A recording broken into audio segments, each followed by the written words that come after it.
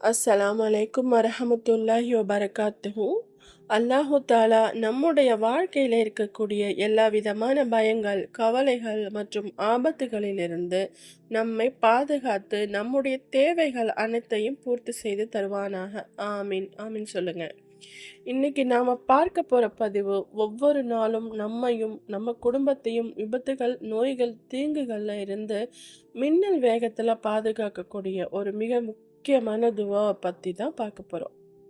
இன்ஷா அல்லாஹ் தொடர்ந்து இந்த துவாவை ஒரு நாள் கூட இடைவெளி இல்லாம நீங்க காலை மற்றும் மாலை நேரங்கள்ல ஓதி பாருங்க.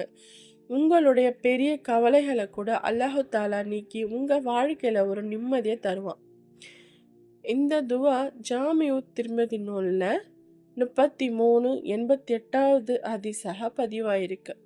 உஸ்மான் இப்னு அஃபான் ரலி அவர்கள் அறிவிக்கிறாங்க, யார் இந்த துவாவை தினமும் காலையில் 3 முறையும் மாலையில் 3 முறையும் ஓதுறாங்களோ அவங்களுக்கு இந்த உலகத்தில் எதுவுமே தீங்கிழைக்காது. அந்த அற்புத துவா இதுதான். பிஸ்மில்லாஹ் இல்லதி லா யலுரு மா ஆ இஸ்மிஹி ஷைஉன் ஃபில் அர்லி வலா ஃபிஸ் ஸமாஇ வஹுவ ஸமீஉல் அலீம். இதோட பொருள் என்னன்னா, அல்லாஹ்வினுடைய திருப்பெயரை கொண்டு நான் ஆரம்பிக்கிறேன். அவனுடைய பெயர் நம்ம கூட இருக்கும்போது இந்த பூமியிலோ அல்லது வானத்திலோ இருக்கக்கூடிய எந்த ஒரு பொருளும் நமக்கு தீங்கிழைக்க முடியாது. ஏன்னா அவன் எல்லாவற்றையும் செவியுறுபவனும் நன்கறிபவனுமாக இருக்கிறான்.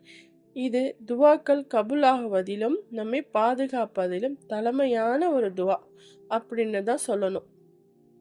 ஏன்னா அல்லாஹோட பெயரை முன்னாடி வச்சு நாம் கேட்கும்போது நிச்சயமாக அந்த ரப்பு நம்முடைய துவாக்கு மறுப்பே சொல்ல மாட்டான், உடனடியாக பதிலை தருவான்.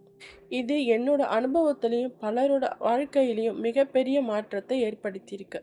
இந்த ஹதீஸோட பின்னணியில் ஒரு நெகிழ்ச்சியான சம்பவம் ஒன்று இருக்குது. இந்த ஹதீஸை அறிவிச்சவர் பேரு அபான் ரக். இவங்க ஒரு முறை மக்களுக்கு இந்த துவாவை சொல்லி கொடுக்கும்போது அவங்களுக்கு பக்கவாதம், பேரலிஸ் வந்து உடம்போட ஒரு பகுதி செயலிழந்து போயிருக்கு. இதை பார்த்த ஒரு மனிதர், என்னப்பா இந்த துவாவை ஓதுனா எந்த தீங்கும் வராதுன்னு சொல்றாரு, ஆனா இவருக்கே பக்கவாதம் வந்திருக்கே அப்படின்னு ஆச்சரியமா பார்க்கிறார்.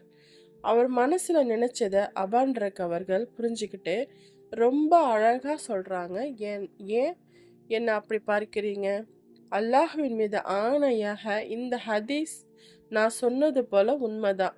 ஆனா என் மீது அல்லாஹ்வின் விதி நிறைவேறுவதற்காக அன்றைய தினம் ஒரு நாள் மட்டும் இந்த துவாவை ஓதாமல் அல்லாஹ் என்னை மறக்கடிச்சிட்டான் அப்படின்னு சொல்றாங்க.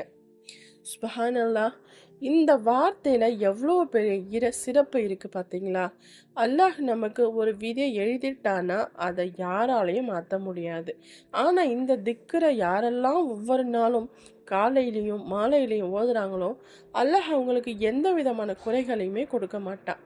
நம்ம துவாக்களுக்கு இதுவரை இருந்த தடைகள் எல்லாத்தையுமே நீக்கி உடனடியாக அல்லாஹ் நமக்கு பதில் தரக்கூடிய அளவுக்கு சக்தி வாய்ந்தது இந்த வார்த்தை.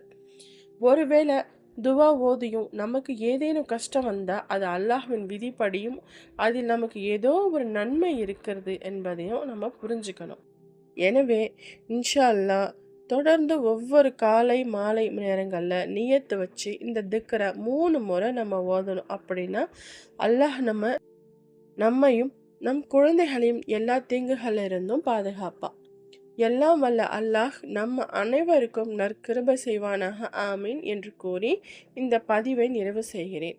இந்த விஷயங்கள்ல எல்லாம் உங்களுக்கு பிடிச்சிருந்தது அப்படின்னா இந்த சேனலை லைக் பண்ணுங்கள், ஷேர் பண்ணுங்கள், கமெண்ட் பண்ணுங்கள், கண்டிப்பாக சப்ஸ்கிரைப் பண்ணுங்கள். அஸ்ஸலாமு அலைக்கும் வரஹ்மத்துல்லாஹி வபரகாத்துஹு.